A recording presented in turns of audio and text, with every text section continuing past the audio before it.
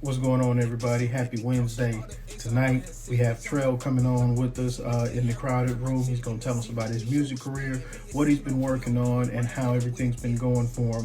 Just dropped a new album, perfect timing. We're going to get into this album. He's going to tell us all about it. Um, He's been doing music about 10 years now. So we're going to learn about his journey in the music industry. And it looks like Trell Money has just entered the building. So I'm going to bring him in right now and let's get started.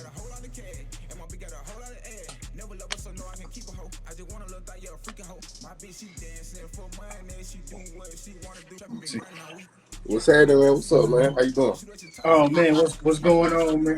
Man, Oh, sure, man. can you hear me? Yeah, I can hear you good, man. All right, bet. So tell everybody, introduce yourself. Tell everybody where you're from and how you got started in music. How everybody doing? My name Trell Money. I've been doing music, man, about 10 years, man. I'm from Jackson, Mississippi, born and raised. Right now I'm in Atlanta, Georgia.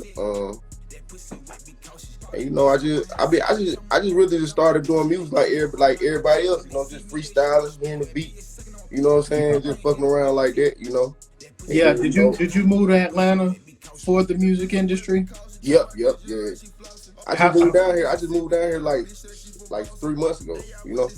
yeah, so tell us what that transition was like, because I know Mississippi has to be one way. You get to Atlanta, and Atlanta's booming with music right Oh now. So yeah. is it competitive? What's going on? Tell us Yeah, about it's how pretty you get that competitive. to Atlanta. Well, pretty much right now, I've been ghostwriting. I've been doing like a lot of ghostwriting. So pretty much I've been like staying in that lane. You know what I'm saying? Like because like it's like for me personally, like it pays. Just ghostwriting for people and stuff, and like I don't mind. Like I ain't really jump into the music game just to be like so I could be famous Right. or so I can make. You know what I'm saying? I really got into it because I love it. I actually got genuine love for the music. So Yeah. Tell us a little bit. We don't get many artists that get on here and tell us about ghostwriting. So tell us a little bit. I know you can't reveal names because that's why it's yeah, called ghostwriting. yeah. But tell us a little bit about how ghostwriting works and what's the process and if it's lucrative. Just fill us in on ghostwriting. Yeah, ghostwriting. I pretty much got my start like on the site called Fiverr.com. Hmm. I pretty much got my start there, and like everybody I pretty much wrote songs for. They always just came back.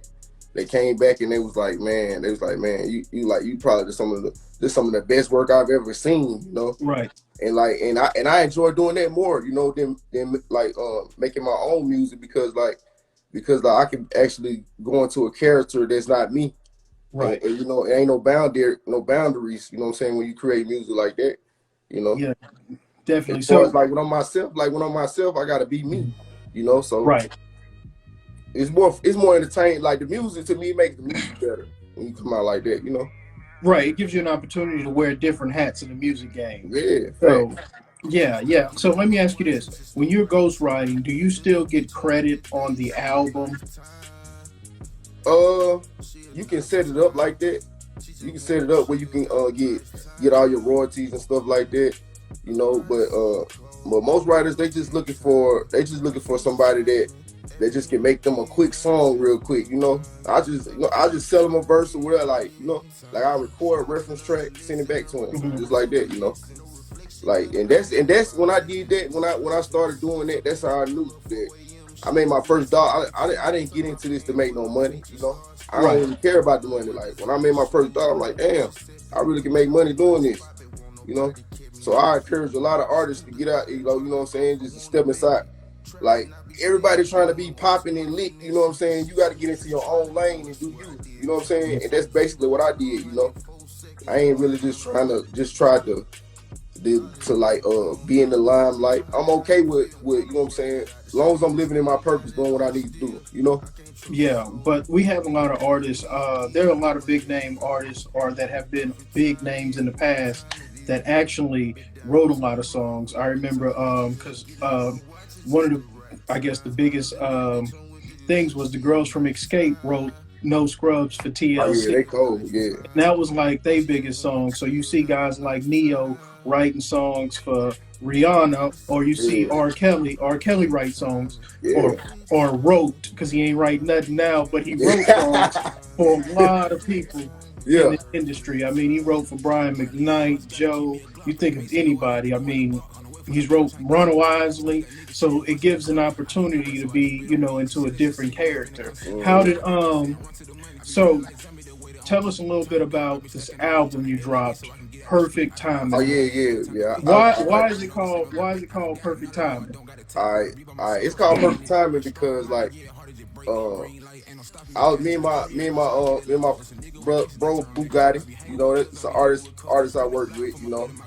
Um we did a song, you know, we was in the studio and we just be dropping lines all the time and like and I just said a song in one of the songs. We didn't release the song, but I just said I was like, it's perfect timing. I was like, bro, we should do a tape called Perfect Timing. And he was like, you know what, you're right.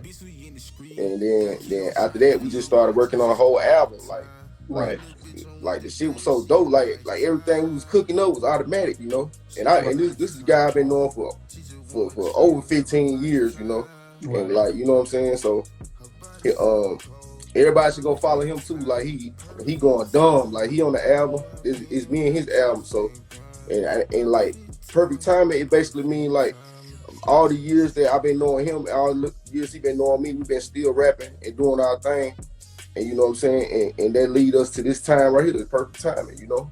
Yeah, All of our work ethic and our everything we done did, you know what I'm saying? Like it brought us to this time right here. Like shit, they dropped this shit. Like shit yeah, crazy, like crazy. definitely. So bring us through Perfect Time and give us what's your top three songs on the album, that you feel like are gonna move the people, move you. What are your top three songs on the Uh, album that you just know that's ready to go?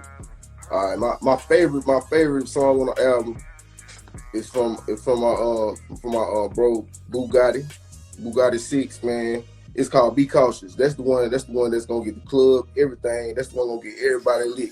You know what I'm saying? It's called Be Cautious.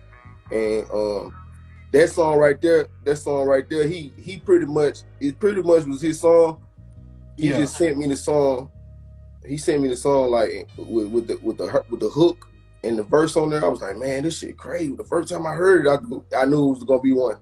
hmm So, and we got a song called Magic City. That's uh pretty much oh. it's pretty much for the club. You already know what that's about, you know. So Uh-oh, you know I Magic had to get City, one of huh? them, huh?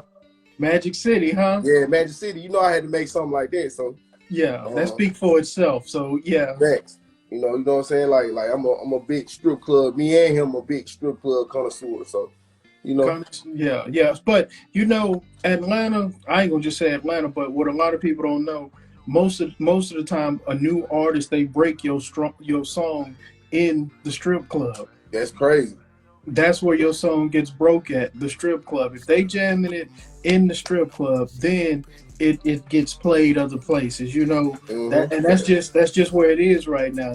Maybe it started in Atlanta, but I know now a lot of songs they get broke in the strip club. When they break man. your song in, it's in the strip club. Yeah, man. Shit. And then like you know, like that's the ultimate way the artist, you know what I'm saying, get the DJ to engineer your song, like, you know what I'm saying? Like, man, play this, man. I just want to hear how it sounds, basically. And then that shit bump it in the club, man, run that shit. Yeah, You see how the dancers react to it? If they reacting to it in a cool way, then we finna rock with that, you know? yeah, So yeah.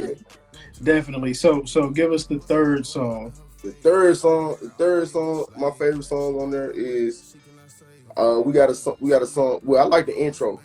I'm gonna say the intro because, like I said, it's perfect timing. You know what other time is it to get out here and get to it? You know, perfect timing. You know, like perfect Yeah, timing. Like the intro we just talking about. Like you might be chilling with a cool little chick or friend, whatever. You know, it's a perfect. We just vibing. You know what I'm saying?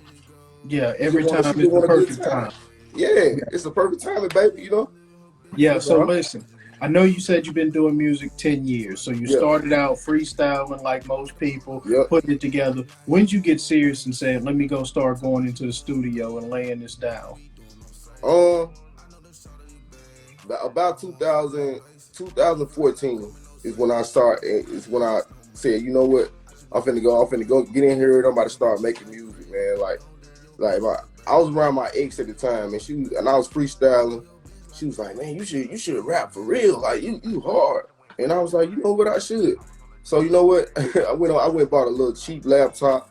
You know what Yeah. I'm saying? I just started making beats and rapping on it. You know, I ain't really do much with this stuff, but it was just something to do. You know, Yeah, and and definitely. and I started getting better at it. You know, I started getting better, and I just started. You know what? I'm finna do this for real. Like I love this shit. Like that's the only thing that really bring peace to a nigga. Like it's doing music. Like you know, especially in the times we living in. Like music is what is like is what got me through a lot of tough times and hard times, especially Yeah. 2020. You know. Yeah.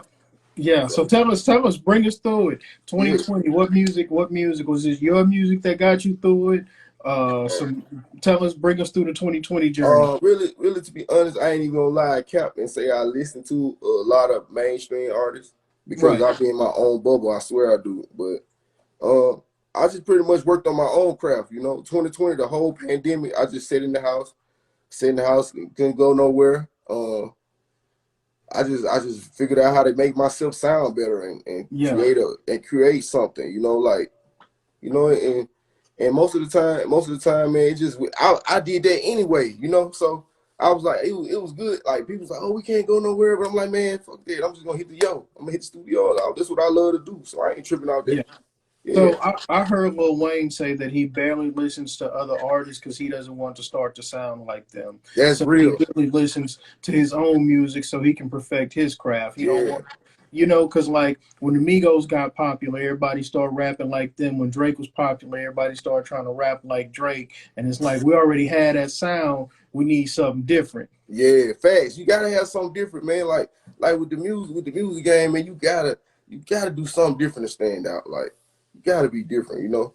And like you know, like I don't knock no artist for trying to sound like another artist. You know, like you got to sound like somebody to get so you can develop your own style. You know, that's how I learned. Like really, to be honest, that's how I learned how to rap because I had a homeboy from New Orleans. Like he Mhm. was when I was staying in Mississippi when they had Hurricane Katrina. I used Yeah. to go over his house to rap. He had a little studio set up over there. And you know, this nigga used to make whole songs. I'm like, man, this nigga made a whole song with a chorus and all that shit. And I was amazed by it, you know. And then he started, and then I stole his style. I tried to rap like him, and then I made it to my own style, you know. And Right. that's how basically Right. a lot of people start off rapping. They'll find somebody that they like, and then they'll branch off and get his style, you know, and make Yeah, your own develop style. into their own style. Yeah, Yeah, that might be the way to go. But the key part is that you take it from something and you developing it into something else. facts, man, So facts. That's that so that that.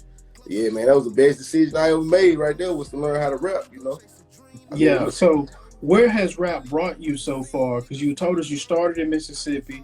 Now you in Atlanta. Atlanta's the new Motown. So fact. give us I that got journey.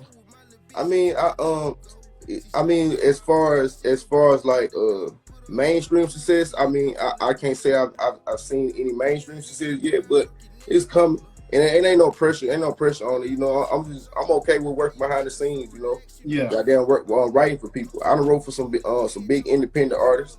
You know, I can't really name them. I wish I could. You know, but I yeah. can't really name them. But elaborate on that a little more because I don't think a lot of artists realize if you not getting the if you're not getting where you need to be putting the music out, don't waste great music. Maybe see if you can reach out and give it to somebody because Yeah, they yeah, yeah. eventually, Do not. No song is trash. No song is trash, man. Never. Do yeah, not. Don't delete nothing off your computer. Don't stop giving up in your songs you believe in. You know what I'm saying? Keep pushing that shit, man. It's gonna pay off. Trust me. Like I didn't think it would pay off for me. I didn't think that I would make $1 off this shit. I didn't think that. I but just jumped in. eventually somebody's gonna come and say, Trell, all right, you did the ghostwriting thing for us, but now we just need you on the track. Yeah, yeah, and eventually that's how I always wind up being because like when I ghostwrite for people like they can't they it's sometimes it's hard for them to actually duplicate the way I did on the reference track, Yeah, so they wind up you leaving me on some of the songs, You know, Yeah, definitely. Cause yeah, and I say that because this is why I speak on ghostwriting. Because I remember, and I'll bring up the Drake and Meek Mill thing when that all started, and Meek Mill exposed Drake had a ghostwriter, the guy yeah, Quentin Miller, yeah. and then Quentin Miller came out with a song. Now I think they played some.